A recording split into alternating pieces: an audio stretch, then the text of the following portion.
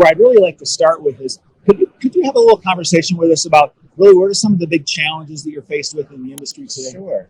So I think the industry is faced very much with the challenge of labor shortage, and it's more skill shortage than labor shortage.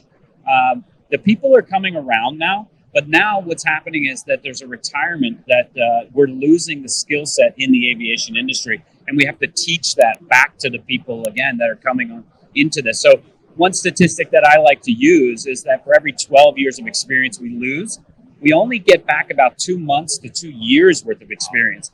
And each one of those individuals requires at least 6 months of efficiency training in order to be real efficient in our operation. So we are going out into the market today to go to schools and teach people the Embraer aircraft. You don't just get done with school and understand how to be a technician, but you understand our aircraft and what we can do in order to improve the return to service of aircraft.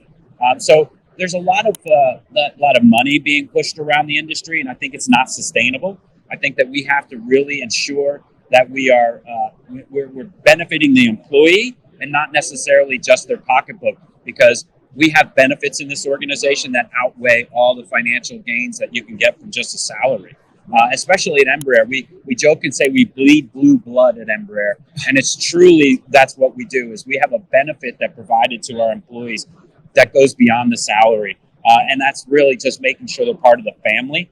People know me for Frank. They don't know that I'm my job or anything like that, and I know my employees, John, Jane, Sally, all those people that work on the aircraft. So we're really trying to drive towards making sure that is part of our forward-looking future.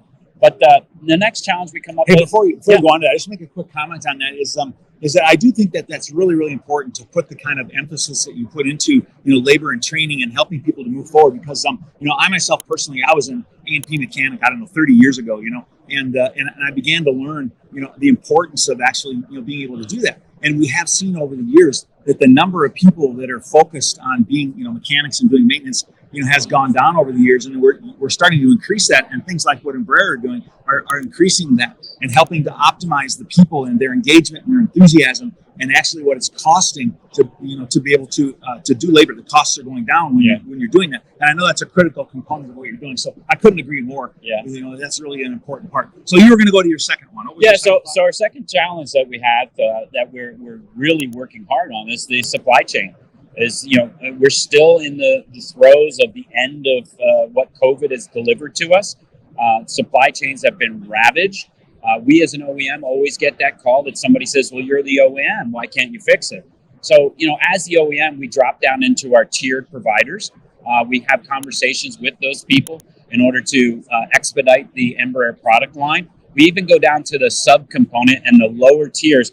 We put people in place to expedite the parts and materials to build the next tire assembly. I mean, it goes to tires and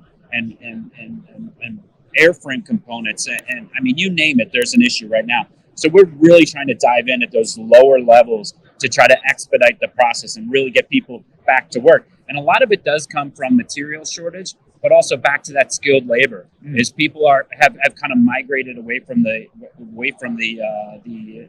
industry, and we have to make it cool or sexy again to be back in this industry. And supply chain will start to migrate back up to a higher level.